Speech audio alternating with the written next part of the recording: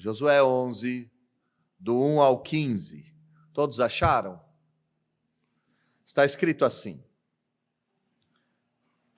Tendo Jabim, rei de Azor, ouvido isto, enviou mensageiros a Jodabe, rei de Madom, e ao rei Sinrom, e ao rei Aksaf, e aos reis que estavam ao norte, na região montanhosa, na Arabá, ao sul de Quinerete, nas planícies e nos planaltos de Dor, do lado do mar, aos cananeus do oriente e do ocidente, aos amorreus, aos heteus, aos ferezeus, aos jebuseus nas montanhas e aos heveus ao pé do Hermon, na terra de Mispa.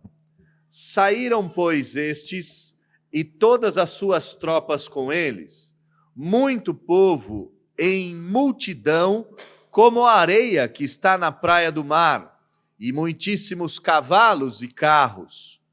Todos esses reis se ajuntaram e vieram e se acamparam junto às águas de Merrom para pelejarem contra Israel. Disse o Senhor a Josué: Não temas diante deles, porque amanhã, a esta mesma hora, já os terás transpassado diante dos filhos de Israel. Os seus cavalos já reterás, e queimarás os seus carros. Josué e todos os homens de guerra com ele veio apressadamente contra eles às águas de Merrom, e os atacaram. O Senhor os entregou nas mãos de Israel, e os feriram, e os perseguiram até a grande Sidom, e até Misrefote-Maim, e até ao vale de Mispa, ao oriente. Feriram-nos sem deixar sequer um. Fez-lhe Josué como o Senhor lhe dissera. Os seus cavalos já retou, e os seus carros queimou. Nesse mesmo tempo voltou Josué, tomou a Azor e feriu a espada o seu rei, porquanto Azor, dante antes, era a capital de todos esses reinos. A todos os que nela estavam feriram a espada e totalmente os destruíram, e ninguém sobreviveu. E a Azor queimou. Josué tomou todas as cidades desses reis, e também a eles, e os feriu a espada, destruindo-os totalmente, como ordenara Moisés, servo do Senhor. Tão somente não queimaram os israelitas as cidades que estavam sob os outeiros, exceto Azor, a qual Josué queimou. E a todos os despojos dessa cidade, e ao gado, os filhos de Israel saquearam para si. Porém, a todos os homens feriram a espada, até que os destruíram, e ninguém sobreviveu, como ordenara o Senhor a Moisés, seu servo. Assim Moisés ordenou a Josué, e assim Josué o fez. Nenhuma só palavra deixou de cumprir de tudo que o Senhor ordenara a Moisés. Vamos orar mais uma vez? Feche seus olhos, baixe a sua fronte. Vamos falar com Deus. Deus, nós estamos diante da sua palavra, que é viva e eficaz. Rogamos que o Senhor tenha mais uma vez misericórdia de todos nós e que nós consigamos cumprir os seus propósitos nesta manhã. Me ajude a pregar o Evangelho com fidelidade e fale com toda a sua igreja. É isso que nós te pedimos, orando em nome de Jesus. Amém.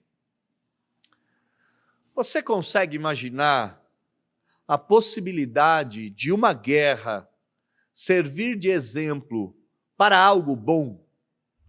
Quando você ouve relatos de guerra, passa pela sua cabeça aprendizados positivos, aprendizados efetivos, eficazes e bondosos? Bom, a maioria de nós diria não. Uma cena de guerra é sempre muito caótica, é sempre muito destrutiva para que consigamos recolher coisas boas. Contudo, eu devo lhe dizer que é possível sim retirarmos coisas boas até de eventos ruins. Uma coisa boa que nós podemos aprender com a guerra é evitarmos os motivos pelos quais ela aconteceu. Historicamente, há um jargão que diz: quem não conhece o passado está fadado a repetir os mesmos erros. Então, quando nós olhamos para guerras, nós podemos aprender com elas como evitá-las ou como evitar os motivos que podem desencadeá-la. Uma segunda coisa boa ou um segundo aspecto positivo que nós podemos retirar da guerra são os modelos de virtude. Na guerra é tudo horroroso, é tudo terrível, mas modelos de virtude surgem aqui e acolá. Um grande herói, alguém que fez sacrifícios para salvar a nação. Esse tipo de coisa é muito positivo e nós podemos retirar da guerra exemplos virtuosos para a nossa própria vida.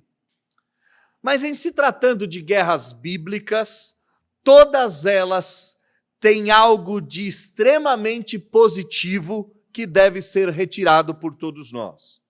Todas as guerras da Escritura apontam para um modelo final escatológico.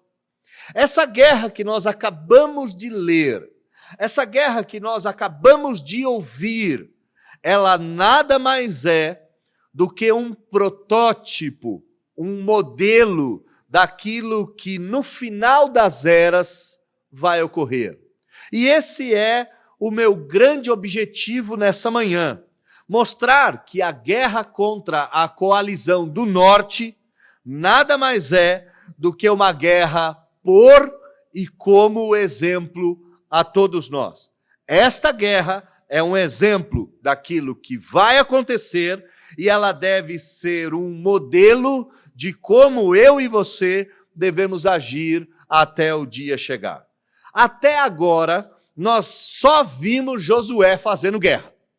Nós já vimos Josué vencendo Jericó, já vimos Josué vencendo Ai, já vimos Josué vencendo a parte central do território de Canaã. Na semana passada, nós vimos a destruição da coalizão do sul e hoje nós veremos a destruição da coalizão do norte. E a gente já sabe que essa destruição vai ocorrer pelo infame início do versículo de número 1 do capítulo 11. Por que eu estou dizendo infame início? Porque todas as vezes que a história começou assim, quem intentou mal contra Israel se deu mal. Tendo Jabim, rei de Azor, ouvindo isso, se você retornar todos os capítulos que nós vimos, você vai encontrar uma meia dúzia de rei ouvido essas coisas e tentado guerra contra Israel. Aqui nós temos mais uma vez a coalizão dos impuros e dos infiéis. Olhe comigo o versículo de número 1 até o versículo de número 3. Tendo Jabim, rei de Azor, ouvindo isto, ouvindo o quê? Ouvindo que Israel tinha destruído a coalizão do sul, enviou mensageiros a Jodabe, rei de Madom, e ao rei Sinrom, e ao rei Aksaf, e aos reis que estavam ao norte, na região montanhosa, aos reis na região do Arabá, aos reis do sul de Quinerete, aos reis das planícies e nos planaltos de Dor, aos reis do lado do mar, aos reis dos cananeus do oriente e do ocidente, aos reis dos amorreus, aos reis dos heteus, aos reis dos ferezeus, aos reis dos jebuseus nas montanhas e até mesmo aos reis dos heveus aos pés do Hermon na terra de Mispa. Aqui nós temos da mesma forma que o rei de Jerusalém fez uma coalizão de impuros no sul, nós temos Jabim, rei de Azor, que nesse momento era a maior cidade do norte. Arqueólogos vão dizer que essa era uma cidade de 40 mil habitantes, uma cidade que tinha negócios com a Síria, que tinha negócios com o Egito, que tinha negócios até mesmo com a Ásia na saída da Turquia, da atual Turquia. Essa coalizão se junta para combater Israel. E por que eu o chamei de coalizão dos impuros e infiéis? Porque conforme nós já vimos, toda a terra de Canaã estava mergulhada na idolatria. Toda a terra de Canaã estava mergulhada na pedofilia.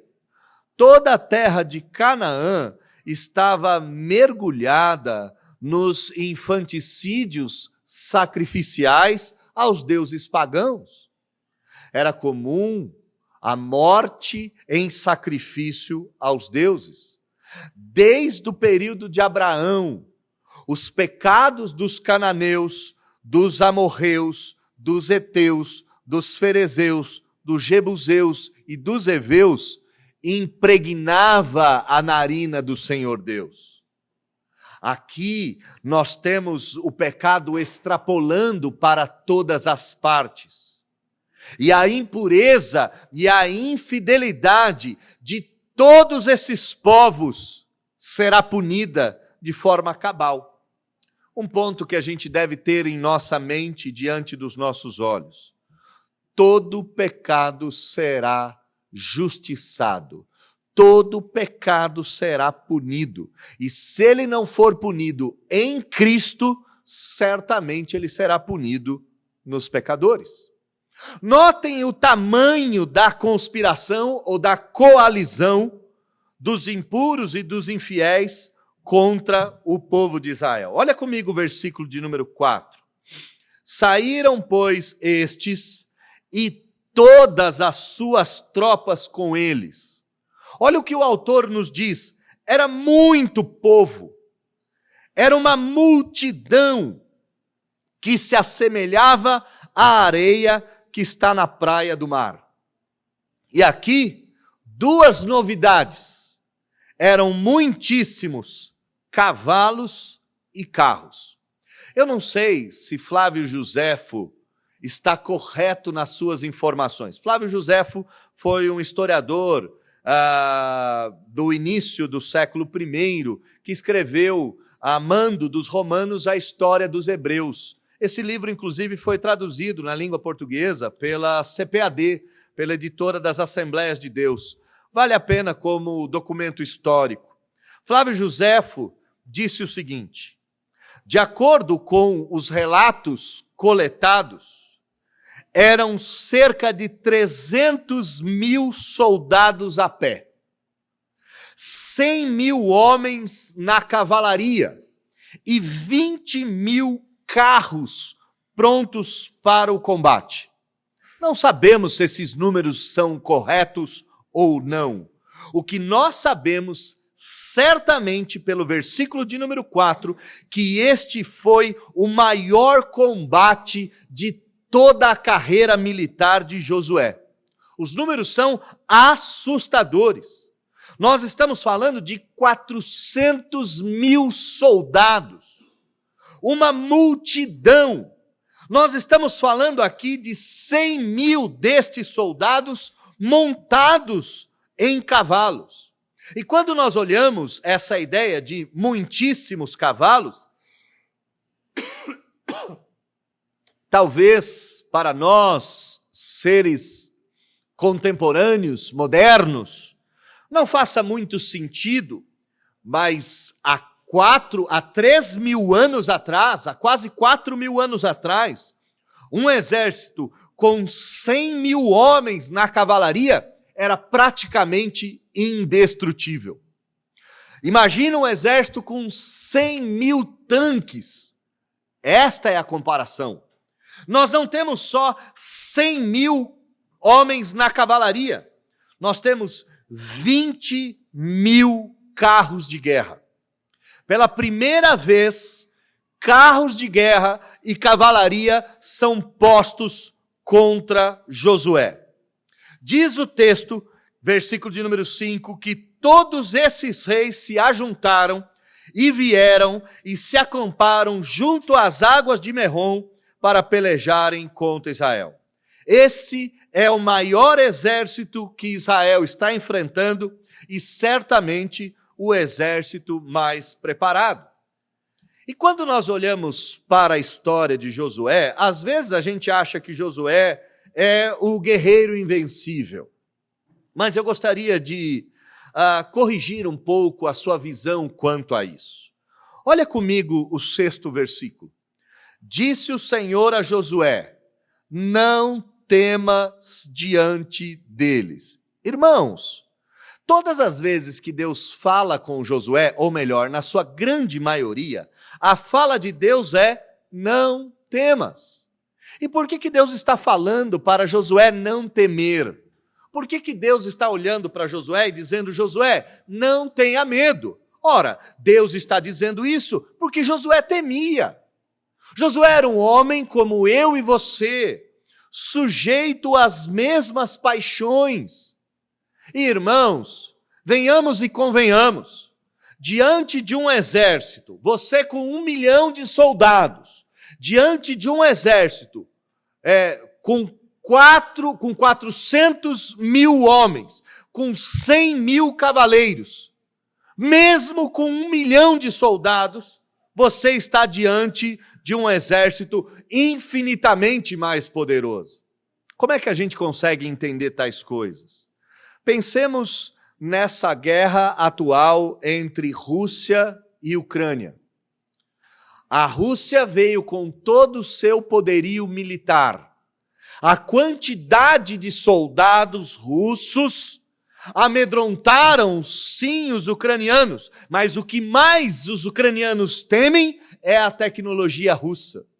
Contra as armas de guerra, não há exército que consiga vencer.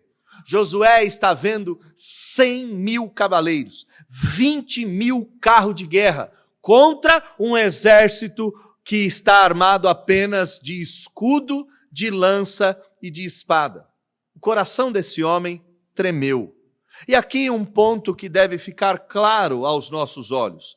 Não só que Josué temia, como temer faz parte da caminhada. Ante os desafios que Deus nos coloca, temer é completamente normal. Deus não quer de você, não quer de nenhum de nós um heroísmo obstinado. Já disseram em algum lugar que o temor é exatamente o que faz os heróis vencerem. Deus, então, precisa saciar, ou melhor, precisa corrigir esse medo de Josué. Então veio a palavra do Senhor. Disse o Senhor a Josué: não temas diante deles, porque amanhã, e note bem, dia e hora marcado, a esta mesma hora, já os terás transpassado diante dos filhos de Israel, os seus cavalos jarretarás e queimarás os seus carros. Da mesma forma que a coalizão dos impuros luta contra Josué, a coalizão dos impuros luta contra nós. Temos desafios dos mais variados e temos desafios que nos amedrontam, e temer faz parte do processo. Agora, o que nós não podemos esquecer de forma alguma é que nossas dores têm dia e hora para acabar. Não é à toa que a Bíblia nos diz que o choro dura uma noite e a alegria vem pela manhã. Não é à toa que os nossos sofrimentos um dia cessarão, e biblicamente a Bíblia nos afirma que no momento certo todos os desafios acabarão. Mas note que a palavra do Senhor não fala só para Josué não temer, não fala só para Josué que a vitória tem dia e hora para acontecer, ou que esse terror tem dia e hora para acabar. Deus também diz 2 coisas que Josué deveria fazer. Você deve jarretar os cavalos e queimar os seus carros. Nós vamos voltar em relação a isso alguns versículos à frente para entendermos por que Deus disse essa ordem, por que Deus deu essa ordem.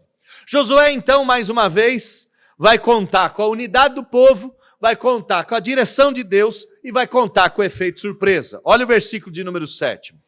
Josué e todos os homens de guerra com ele, mais uma vez, Josué e todos os seus soldados vieram apressadamente contra a coalizão do norte e os atacaram com efeito surpresa. Israel já tinha vencido batalhas por meio da procissão religiosa. Josué já tinha vencido batalhas por meio da artimanha. Josué já tinha vencido batalhas por meio da emboscada. Josué já tinha vencido batalhas no confronto homem a homem. Aqui, Josué vai utilizar do golpe sorrateiro, do golpe fortuito, do golpe de surpresa. E o efeito surpresa faz com que a vitória se aproxime. Versículo de número 8, o Senhor os entregou nas mãos de Israel. E por que o versículo de número 7 tem como contraponto o versículo de número 8? Por que o versículo de número 7 diz do efeito surpresa e da estratégia de Israel, e o versículo de número 8 diz que quem entregou os inimigos do povo de Deus nas mãos de Israel foi o Senhor Deus? Para que eu e você não nos esqueçamos que nós temos muitos inimigos. Esses inimigos nos causam medo. Essa dor, essa luta, essa guerra tem dia e hora para acabar. Nós podemos usar de muitas estratégias. Contudo, quem nos dá a vitória é sempre o Senhor Deus. Perceba bem que o autor faz questão de frisar isso. Josué veio apressadamente contra eles às águas de Merrom e atacou a coalizão do norte. Contudo, versículo de número 8, quem os entregou foi Deus, quem venceu a batalha foi Deus. E porque Deus estava vencendo a batalha, diz o texto, que Josué e Israel feriram todos aqueles povos, os perseguiram até a grande cidade de Sidom, até Misrefote-Maim, até o vale de Mispa, ao oriente, feriram todos sem deixar nenhum sequer. Eu expliquei no domingo passado que esta guerra, este mandato era o mandato do Senhor, e o Senhor ordenou que todos os habitantes de Canaã fossem exterminados exatamente por causa do pecado dos cananeus. Versículo de número 9 diz então que Josué fez como o Senhor havia lhe ordenado. Josué jarretou os seus cavalos e os queimou. Quando nós olhamos para esse versículo, a gente fica a pensar, por que é que Deus mandou cortar os tendões dos cavalos? Jarretar os cavalos é aleijar os cavalos. Por que é que Deus mandou fazer tais coisas? Por que é que Deus mandou Israel queimar os carros? 20 mil carros de guerra era um poderio militar inimaginável. 100 mil cavalos era um verdadeiro exército de tanques, capazes de romper longos territórios em curto espaço de tempo, capazes de vencer qualquer guerra. Por que é que Deus deu essa ordem? Em primeiro lugar, porque Deus tem ensinado Israel desde o primeiro dia que Israel não poderia confiar em carros nem em cavaleiros. A força de Israel não estava na sua capacidade militar. A força de Israel não estava nos seus carros de guerra. A força de Israel estava com o Senhor. E o Senhor manda inutilizar os cavalos e inutilizar os carros de guerra para que Israel não passasse a confiar na sua força. Sabe, meus irmãos, essa semana aqui eu preguei sobre o deserto aqui na igreja na quarta-feira. E o deserto é um local onde eu e você aprendemos a confiar em Deus. E Deus muitas vezes nos leva até o deserto e nos tira tudo que nós confiamos para que a gente aprenda a confiar nele. O versículo de número 9, Josué cumpre essa ordem que é estranha para nós. Junte esses cavalos, junte essa máquina de guerra, vocês serão indestrutíveis. Deus manda destruir a máquina de guerra, pois a força de Israel nunca esteve no seu poderio bélico. A força de Israel está no Senhor. E isso também se relaciona conosco. São muitos os inimigos, inimigos dos mais variados. Há uma verdadeira coalizão de impuros ao nosso redor. uma coalizão que está preparada para a guerra e vem sobre nós para nos destruir. Ter medo faz parte do processo. Contudo, o Senhor Deus está do nosso lado. Por mais que nós usemos estratégias para vencer as batalhas, não podemos nos esquecer que quem nos dá a vitória é o próprio Senhor Deus. E nós não podemos esquecer que não são as nossas forças, não são os nossos bens. Israel nunca venceu porque confiou num cavalo de guerra. Israel sempre venceu porque confiou no Senhor, no Deus da guerra. Versículo de número 10, então, diz que Josué termina o serviço. Nesse mesmo tempo, voltou Josué, tomou a Hazor, aferiu a espada e feriu o seu rei. Porquanto Hazor era a capital de todos esses reinos. Todos os que estavam na cidade de Hazor foram feridos à espada e foram totalmente destruídos. E ninguém sobreviveu e a Hazor queimou. Interessante isso. Hazor foi queimada do mesmo jeito que Jericó foi queimado. A maldição estava sobre a cidade e por isso Josué não ousou nem manter os cavalos de guerra, muito menos manter a cidade impura. Sabe, meus irmãos, quando nós olhamos para um texto como este, para vários textos como estes, que estão aqui retratados no livro de Josué, e Deus manda destruir cidades inteiras, Deus manda devastar edificações completas, a gente fica a se perguntar se eles não poderiam ter vendido isso, se eles não poderiam ter utilizado. Irmãos, tem coisas nesse mundo que são malditas, e que nós não podemos pôr a mão. Tem coisas nesse mundo que são impuras. Tem coisas nesse mundo que Deus não quer que eu e você coloquemos as mãos. E o melhor a fazer é simplesmente deixá-las de lado e seguir adiante.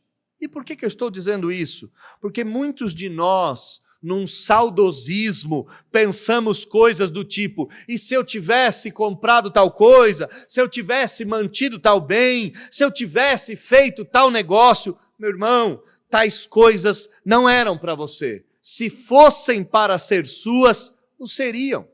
E como a gente tem isso como um exemplo claro? A cidade de Jerusalém não foi queimada. A cidade de Hazor foi queimada. A cidade de Jericó foi queimada. A cidade de Jerusalém não. E por que a cidade de Jerusalém não poderia ser queimada? Porque era a cidade do grande rei. Porque era a cidade do Messias. Porque era a cidade onde Deus haveria de reinar, porque era a cidade onde o povo de Deus haveria de morar. Aquilo que é seu será mantido, aquilo que não é seu deve ser descartado. Deus diz que Josué deveria destruir tudo, e ele fez isso de forma cabal. Olha comigo o versículo de número 12 e versículo de número 13. Josué tomou todas as cidades desse rei, e também a eles os feriu a espada, destruindo totalmente, como ordenara Moisés, servo do Senhor. Tão somente não queimaram os israelitas as cidades que estavam sob os outeiros, exceto Hazor, a qual Josué queimou. E a todos os despojos dessa cidade e ao gado, os filhos de Israel saquearam para si. Porém a todos os homens feriram a espada, até que os destruíram, e ninguém sobreviveu. Da mesma forma que o Reino do Sul foi devastado, da mesma forma que todas as cidades do sul da coalizão impura foram saqueadas, assim foi feito na coalizão do norte. Todas as cidades foram destruídas, todos os habitantes foram mortos a fio da espada, todos os despojos foram saqueados e tudo isso foi feito em obediência à lei do Senhor. Versículo de número 15 termina nos dizendo exatamente esse fato. Como ordenara o Senhor a Moisés, seu servo, assim Moisés ordenou a Josué. E assim Josué o fez.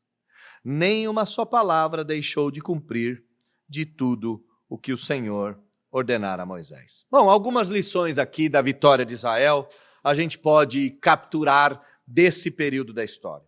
Em primeiro lugar, o segredo da vitória do povo de Deus é o Deus do povo. Eu já disse isso e vou repetir a vocês. Se Deus está com o povo, não há inimigo grande demais ou poderoso demais que não possa ser vencido. Jericó era intransponível, foi vencida. Ai estava intransponível, foi vencida. A coalizão do sul, capitaneada pelo rei de Jerusalém, foi vencida.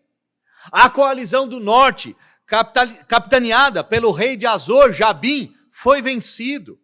A Bíblia deixa isso claro e nós devemos introjetar isso na nossa mente. O que nós devemos introjetar? Ora, se Deus é por nós, quem será contra nós? Nós temos sim desafios dos mais hercúleos nesse mundo. Nós temos sim exércitos infernais que atacam a família, que atacam a moral, que atacam o direito, que atacam a economia, que atacam nossas escolas, que atacam as nossas crianças. O mundo parece se levantar contra nós. Mas nós temos um segredo. E o nosso segredo nesse mundo é o Senhor Deus. E a gente precisa dizer tais coisas, irmãos, porque rapidamente a gente se perde. Nós estamos em vias de organizar a nossa igreja. Nossa igreja será organizada no dia 31 de outubro. E quando nós olhamos para a nossa igreja, qual é o segredo da nossa igreja? Nossa igreja não venceu pelo marketing efetivo. Nossa igreja não venceu por planejamento estratégico. Aliás, nós nem fizemos tais coisas. Nossa igreja não venceu por causa da mídia elevada. Nossa igreja não venceu por causa dos talentos internos e da organização. Todas essas coisas até fazem parte do nosso dia a dia. Contudo, nossa igreja tem avançado exatamente porque ela está debaixo das mãos do Senhor Deus. Esse é o segredo da vitória. Quer ter vitória da vida? Pare de confiar no seu talento, pare de confiar na sua estratégia, pare de confiar na sua capacidade, pare de confiar na sua formação, pare de confiar nos seus fundos e nos seus recursos, pare de confiar nos seus bens. Essas coisas não são ruins em si mesmo, só que se você se apoiar nelas, certamente você será derrotado. Israel não venceu por causa da sagacidade militar de Josué, eu já disse isso. Josué era, sim, um gênio da guerra? Sim, mas ele servia o Deus da guerra. Ele servia ao Senhor dos exércitos. Irmãos, a vitória não está no método. A vitória não está nos bens. A vitória da igreja está no Deus da igreja. O Deus da igreja é que faz a igreja vencer. O Deus do seu lar é que faz o seu lar prosperar. O Deus da sua empresa é que faz a sua empresa avançar. Essa lição tem que ficar clara depois de 2 capítulos de guerra. Essa lição tem que ficar clara. Não é a somatória dos dons e talentos ou das melhores condições. É o Deus que cria condições perfeitas em meio a um cenário imperfeito que lhe faz vencer.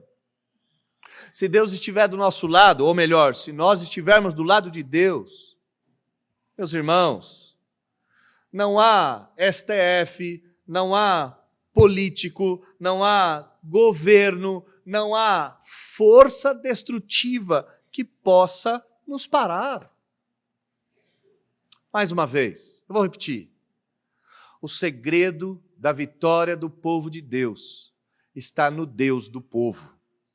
Em segundo lugar, não basta termos o Deus verdadeiro ou estarmos do lado do Deus verdadeiro. É necessário obedecer. Josué fez isso de maneira cabal. Josué vai até Deus e Deus diz: você tem que jarretar os cavalos. 100.000 cavalos inutilizados. Pense comigo, meus irmãos. a capacidade dos cavalos para o trabalho. Pense comigo, meus irmãos, a capacidade dos cavalos para a guerra. Pense comigo, meus irmãos, a capacidade dos cavalos para o lazer. Os cavalos são úteis para o trabalho, para a guerra e para o lazer. Contudo, Deus não deu explicações. Deus fala para Josué: Josué, tem que jarretar os cavalos. Pense nos 200 carros de guerra. Pense nas 200 ferramentas de batalha, levando homens armados com arco e flecha, com lanças, atacando em bloco, passando e desbaratando fileiras de inimigos. Mas Deus olha para Josué e diz: Josué, queima tudo.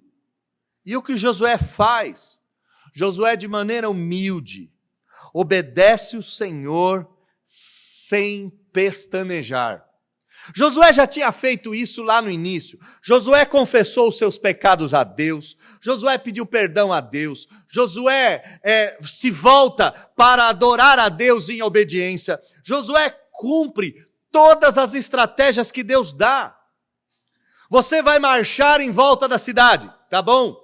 Você vai armar uma emboscada no caminho, na entrada e na saída, tá bom?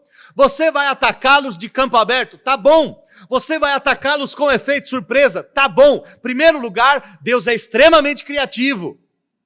E em segundo lugar, Josué é extremamente obediente. E aqui, irmãos, mais uma vez eu quero enfatizar: o temor de Deus nos leva a obedecer.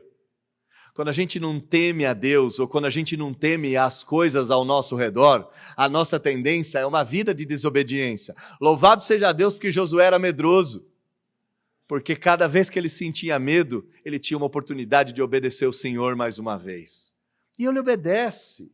E a obediência faz o quê? A obediência faz com que Deus os leve à vitória. Deus não requer só a obediência de Josué, meus irmãos. Deus quer a obediência minha, sua. E grave algumas coisas. Eu já disse isso, maridos, você foi chamado para liderar o seu lar. Obedeça e acabou. Mulheres, vocês foram chamadas para auxiliar os seus maridos. Obedeça e acabou. Filhos, vocês foram chamados para obedecer os seus pais. Obedeçam e acabou. Essas coisas não devem ser discutidas, essas coisas devem ser cumpridas. Imagine se Josué argumentasse com o Todo-Poderoso: não, Deus, espera um pouquinho. 100 cavalos, Deus.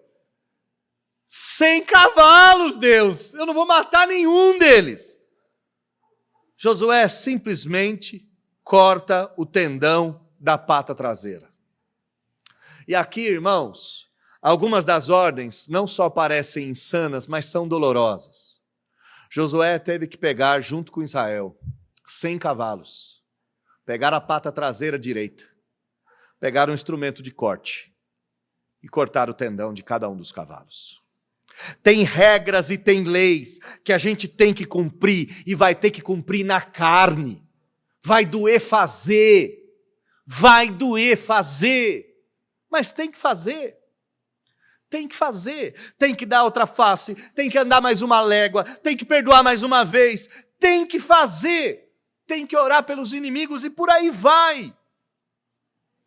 E talvez você diga: ai, pastor, isso é muito difícil. Irmãos, entendam, se não for a obediência de um homem, Jesus Cristo, eu e você não estaríamos aqui. Se não fosse pela obediência de alguém que resolveu se entregar numa cruz, sofrendo na própria carne, não sofrendo por fazer algo no outro, sofrendo em si mesmo, se não fosse por Jesus Cristo, nenhum de nós estaríamos aqui. Obediência é fundamental. E em terceiro lugar, confiança também é. Nós acabamos de ver que o segredo da vitória é Deus. A obediência garante-nos a vitória. E uma certa dose de confiança não pode faltar. Confiança em quê? No próprio braço? Claro que não. No capítulo de número 10 e no capítulo de número 11, a única coisa que nós estamos vendo é aquilo que Deus tinha prometido a Abraão. É interessante isso, né? Abraão chegou na terra prometida e Deus disse para ele: eu vou te dar toda essa terra, Abraão. De norte a sul ela será sua. Você vai ter tantos filhos aqui, tantos filhos, que eles serão maiores do que as estrelas do céu, mais numerosos do que os grãos de areia da praia. Abraão não desfrutou dessa promessa. Abraão então teve filhos, e os seus filhos, um filho da promessa, o outro filho do pecado, não desfrutaram disso. E então Isaque teve filhos, e os filhos de Isaque também não desfrutaram, nem o filho da promessa e nem o filho da desobediência. Jacó teve filhos, e os seus 12 filhos não desfrutaram da promessa. Foram para o Egito. No Egito, viveram escravos por 400 anos. Mas 400 anos se passaram num estalar de dedos. E talvez a gente se perca nessa história. Meus irmãos, o Brasil tem 500, tá? 500 anos tem o nosso país. 400 anos se passaram. E o que Deus está fazendo aqui? Deus está cumprindo a promessa, honrando os seus bigodes longos e brancos, que ele tinha empenhado junto a Abraão. Deus está entregando a terra prometida e não está faltando nenhum pedaço. De norte a sul, de leste a oeste, de Jericó até o Mar Grande, do Hermon até a divisa do Egito, toda a terra está sendo entregue nas mãos do povo de Deus.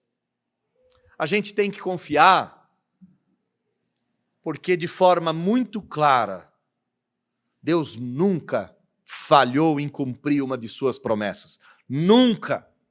Tudo que ele prometeu, em detalhes, meus irmãos, com detalhes minuciosos, Deus cumpriu. Se tudo que ele fez, ele cumpriu até agora, porventura ele falhará com você, a gente às vezes tem que ter um pouco menos de arrogância. Se ele cumpriu coisas com pessoas das mais diversas, você não é maior e nem melhor do que elas para ser o único com quem Deus há de falhar. 3 coisas então a gente aprende. A gente aprende que a vitória é de Deus. A gente aprende que a gente deve obedecer e a gente aprende que a gente deve confiar. Só que eu comecei o meu sermão falando que esta batalha, ela tinha um sentido muito maior.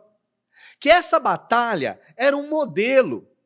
E eu não sei se você percebeu que essa batalha vai dialogar com uma outra batalha que vai acontecer lá no Novo Testamento. Aqui nós estamos no Vale do Merom. A Bíblia diz que no fim dos tempos uma batalha acontecerá no Vale do Armagedon.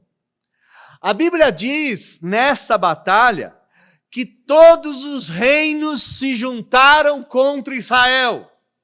A Bíblia diz, lá no Novo Testamento, que todas as nações formarão uma coalizão. Não só a coalizão do norte, mas será a coalizão de todos os povos.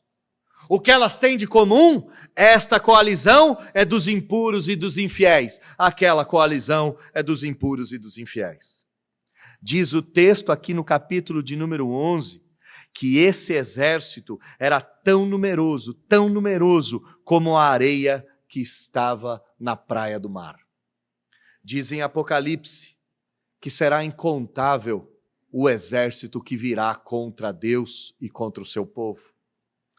Só que essa história que tem pontos de semelhança e pontos de diferença, terminam do mesmo jeito. Como é que termina Josué capítulo de número 11?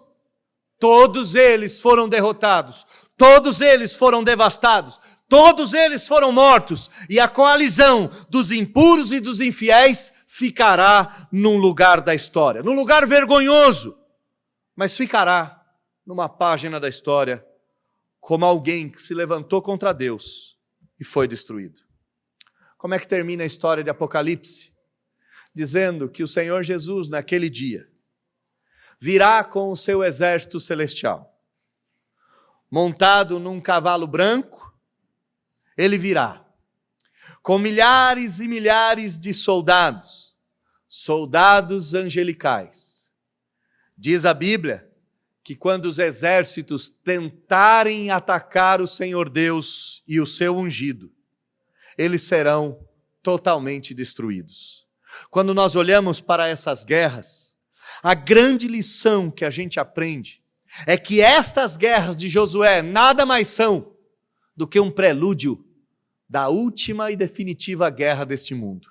Quando a gente olha essas guerras, a única coisa que a gente deve aprender é que essas guerras representam uma guerra maior, a guerra final, a guerra que será travada no último dia. E eu tenho que lhes dizer, no último dia, só existirão dois lados. Ou o lado dos impuros, ou o lado dos ungidos. O lado dos impuros é formado por aqueles que não confiam em Deus, que não obedecem a Deus e que não servem a Deus. O lado dos ungidos será formado por aqueles que devotaram a sua vida ao grande rei, por aqueles que viveram uma vida obedecendo ao grande rei e por aqueles que confiaram no grande rei. Quando a gente lê Josué capítulo 10 e Josué capítulo de número 11, mais do que nos escandalizarmos com o sangue que jorra, nós devemos causar o escândalo no nosso próprio coração, perguntando, de que lado eu estou? Se você estiver do lado de Jabim, ouso te dizer que mesmo sendo tão grande como as areias do mar, ainda assim não serão páreos para o exército do Senhor. Se você estiver do lado do exército do Senhor, mesmo que vocês estejam em 2 ou 3, ainda assim formarão um grande batalhão. Josué capítulo de número 10 e capítulo de número 11 nos ensinam que esse mundo está em guerra, que essa guerra só tem 2 lados, que essa guerra já foi vencida e que eu e você devemos de uma vez por todas escolher de que lado que nós devemos estar. Que Deus te ajude a escolher o lado dos vencedores e abandonar o lado dos impuros e o lado dos infiéis. Feche seus olhos, baixa sua fronte, vamos orar. E a gente encerra esse momento de exposição bíblica. Senhor, a gente aprende uma grande lição com essa guerra. E a grande lição é que essa guerra nada mais é um prelúdio da guerra final. E que ao olharmos para guerras como essa, devemos de uma vez por todas definir de que lado nós estamos. E essa definição não é uma definição dos lábios. Ela é maior do que isso. Ela é uma definição dos lábios, da mente e do coração.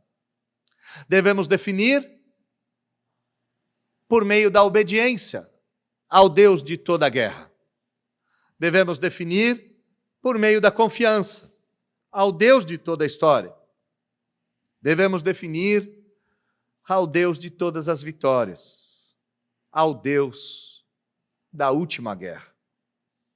Devemos seguir os passos de Josué, que por sua vez seguiu os passos de Moisés, que fora instruído pelo Senhor.